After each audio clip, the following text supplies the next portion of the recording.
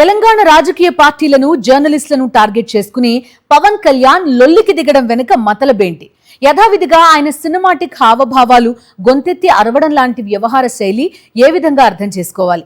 Pawan Kalyan mark కలగాపులగం, గందరగోళ భావజాల రాజకీయాలపై ప్రముఖ జర్నలిస్ట్ కొమ్మినేని శ్రీనివాసరావు కామెంట్. జనసేన అధినేత ఏపీ ఉప ముఖ్యమంత్రి పవన్ కళ్యాణ్ సడన్ గా హైదరాబాద్ లో తెలంగాణ రాజకీయ పార్టీలపైన లొల్లికి దిగడంలో వ్యూహం ఏమైనా ఉందా, లేక కాకతాళీయంగా జరిగిందా? ఆయన సభకు తెలంగాణ ప్రభుత్వం అనుమతించకపోవడం, తదుపరి హైకోర్టులో కూడా చుక్కెదురవడంతో మీడియా మీట్ పెట్టి దాదాపు గంట సేపు తన భావజాలాన్ని ప్రదర్శించారు. అప్పుడప్పుడు ఆయనలో కనిపించే సినిమాటిక్ ఆహభావాలు, గొంతెత్తి అరవడం వంటివి ఆయన అభిమానులకు సంతోషం కలిగించవచ్చు. కానీ అసలు ఆయన ఈ మీడియా సమావేశం ఎందుకు పెట్టారు, ఏం మాట్లాడాలని అనుకున్నారు, ఏం మాట్లాడారు? ఒకదానికొకటి పొంతం లేకుండా మాట్లాడడం, పరస్పర విరుద్ధమైన వ్యాఖ్యలు చేయడం వంటివి యథాప్రకారం జరిగాయనిపిస్తుంది. ఆయన ఏం చెప్పారో పూర్తిగా అర్థం చేసుకోగలిగితే మెచ్చుకోవలసిందే. గందరగోళంగా సాగిన ఆయన ప్రసంగంలో కొన్ని అంశాలు అందరి దృష్టిని బాగా ఆకర్షించాయని చెప్పాలి. ఆంధ్రలోనే తనకు దిక్కు లేదని, ఇక తెలంగాణలో సీఎం అవుతానా అని ఆయన అన్న వీడియో విపరీతంగా వైరల్ అయ్యింది. ఆంధ్రలో దిక్కు లేదని అనడం ఏమిటి అంటే తాను సీఎం కాలేనని మరోసారి స్పష్టం చేశారని అనుకోవాలా? తెలంగాణలో తానేమి చేయగలను అన్నదానికి కట్టుబడి ఉన్నారా అంటే అది లేదు. ఈ రోజే చెబుతున్నా, తెలంగాణలో జనసేన పోటీ చేస్తుంది అని పవన్ చెప్పారు. తెలంగాణలో బలం లేదని తెలిసి కూడా ఎందుకు పోటీ చేస్తున్నారంటే అందులో ఏదో మతలబు ఉండాలి. ఇదేదో మొదటిసారి ఎన్నికల బరిలో దిగబోతున్నట్లు పిక్చర్ ఇచ్చినట్లు అనిపిస్తుంది. కానీ తెలంగాణలో 2023లో జరిగిన శాసనసభ ఎన్నికల్లో బీజేపీతో కలిసి జనసేన పోటీ చేసింది. 7 చోట్ల పోటీ చేస్తే 6 చోట్ల డిపాజిట్ రాలేదు. కొద్ది నెలల క్రితం జరిగిన పంచాయతీ ఎన్నికల్లో వేళ్ల మీద లెక్కించదగిన వార్డులో గెలిచారట. అది గొప్ప విషయంగా ఆయన భావిస్తున్నారేమో తెలియదు. తెలంగాణకు వస్తే తిరగనివ్వమని బెదిరిస్తారా?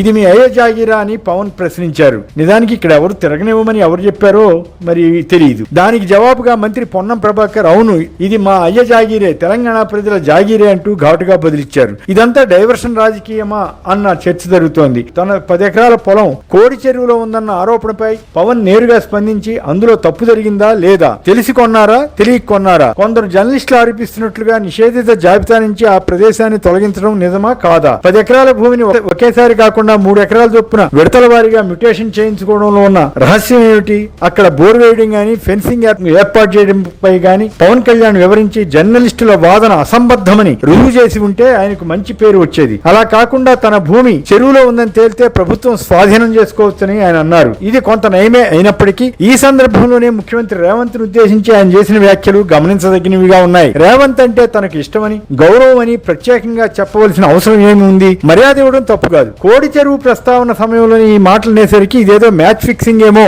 అన్న సందేహానికి ఆస్కారం ఇచ్చారు. రేవంత్ రెడ్డి వ్యూహాత్మకంగా టీడీపీతో పరోక్ష స్నేహం చేస్తున్నారన్నది బహిరంగ రహస్యమే. మామూలుగా అయితే చెరువుల కబ్జా ఆరోపణలు రాగానే తెలంగాణ ప్రభుత్వం ఏర్పాటు చేసిన హైడ్రా పలుమార్లు వాయువేగంతో స్పందించి కొన్ని చోట్ల భవనాలను కూల్చివేసింది. పేద మధ్యతరగతి ప్రజలు పలు చోట్ల దీంతో రోడ్డును పడే పరిస్థితి ఏర్పడింది. పవన్ కళ్యాణ్కి చెందిన భూమి విషయంపై వారం రోజులుగా పెద్ద ఎత్తున చర్చ జరుగుతున్నా ప్రభుత్వం అందులో నిజానిజాలను ఎందుకు తేల్చలేదో తెలియదు. ఈ విషయంలో తప్పు జరగలేదని ప్రభుత్వ పరిశీలనలో వెల్లడైతే పవన్ కళ్యాణ్కే అది మంచిది కదా. గ్రేటర్ హైదరాబాద్ కార్పొరేషన్ ఎన్నికల్లో జనసేన పోటీ చేస్తున్నట్లే పవన్ చెప్పకనే చెప్పారు. తప్పు లేదు, ఎవరు అభ్యంతరం కూడా తెలపరు. అది ప్రజాస్వామ్య హక్కు. అయితే టీడీపీ బీజేపీతో కలిసి పోటీ చేస్తారా లేదా అన్నది మాత్రం వివరించలేదు. ఈ నేపథ్యంలో పవన్ కళ్యాణ్ తెలంగాణ రాజకీయం ప్రభుత్వ వ్యతిరేక ఓట్లను చేర్చడానికేనని బీఆర్ఎస్ అనుమానిస్తోంది. కాగా ఇదంతా బీజేపీ గేమ్ అని కాంగ్రెస్ ఆరోపిస్తోంది. ఇక్కడ ఒక విషయాన్ని దృష్టిలో పెట్టుకోవాలి. టీడీపీ అధినేత చంద్రబాబు నాయుడు తెలంగాణ ముఖ్యమంత్రి రేవంత్ తో రహస్య సంబంధాలు కొనసాగిస్తున్నది అందరికీ తెలిసిందే. గత శాసనసభ ఎన్నికల్లో గాని, జూబ్లీ హిల్స్ ఉప ఎన్నికలో గాని, ఎన్టీఆర్ విగ్రహావిష్కరణ సభలో గాని ఇవన్నీ ఓపెన్ గానే కనిపించాయి.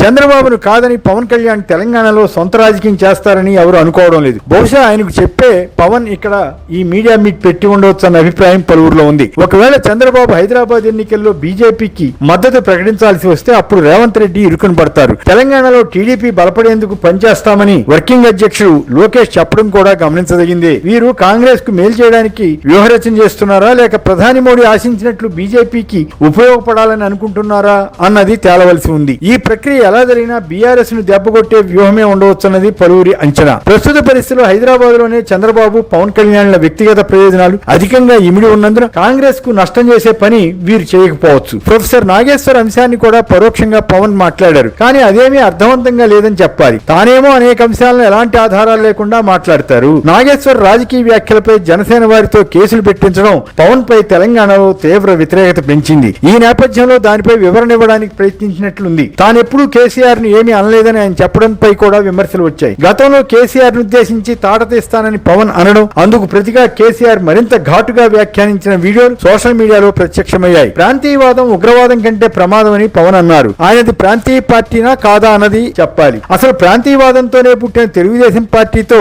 ఆయన పొత్తు ఎలా పెట్టుకున్నారు? తెలంగాణ రాష్ట్ర సాధనకు టీఆర్ఎస్ ఏర్పడింది. ఆ తర్వాత బీఆర్ఎస్ గా మారింది. దీన్ని ఎలా చూస్తారు? బీజేపీ, కాంగ్రెస్ లు ప్రాంతీయ పార్టీలతో దేశవ్యాప్తంగా పొత్తులు పెట్టుకుంటున్నాయే. ప్రాంతీయ, కుల, మత విద్వేషాలు రెచ్చగొట్టడంలో చంద్రబాబు, పవన్ కళ్యాణ్లు సిద్ధహస్తులే అన్న విమర్శలు ఉన్నాయి. తెలంగాణ ఏర్పాటు చేసినప్పుడు 11 రోజులు నిరసన దీక్ష చేశానని ఆయనే ఒకసారి అంటారు. మరోసారి తాము తెలంగాణ ఏర్పాటుకు వ్యతిరేకం కాదని చెబుతారు. తెలంగాణ వారి దిష్టి తగిలి కోనసీమలో కొబ్బరి చెట్లు దగ్ధమయ్యాయని కొంతకాలం క్రితం పవన్ కళ్యాణ్ చేసిన వ్యాఖ్య ఇప్పటికీ తెలంగాణ వాదుల గుండెల్లో గుచ్చుకుంటూనే ఉంటుంది. గద్దర్ కు వెన్నులో బుల్లెట్ దిగినప్పుడు ఆయన అడిగితే కారు కొనిచ్చానని చెబుతారు. కానీ గద్దర్ పై టీడీపీ ప్రభుత్వ టైంలోనే కాల్పులు జరిగిన సంగతిని విస్మరిస్తారు. కొండగట్టుకు 30 కోట్ల డబ్బు ఇచ్చానని అంటారు. అది టీటీడీ డబ్బు కదా, అందులో తెలంగాణ భక్తుల సొమ్ము కూడా ఉంటుంది కదా అని తెలంగాణ వాదుల వ్యాఖ్య. వంగవీటి రంగాను కాపాడుకోలేకపోయారని కాపు నేతలను విమర్శిస్తారు. రంగా తెలుగుదేశం ప్రభుత్వం హయాంలోనే హత్యకు గురయ్యారు. టీడీపీ నేతలే ఈ హత్య చేశారని అంతా చెబుతారు. అయినా అదే టీడీపీతో ఆయన పొత్తు పెట్టుకుంటారు. ఇలా పరస్పర విరుద్ధమైన రీతిలో ఏపీలో అనేక మార్లు వ్యవహరించినట్లుగానే తెలంగాణలో కూడా గందరగోళంగా మాట్లాడినట్లు అనిపిస్తుంది.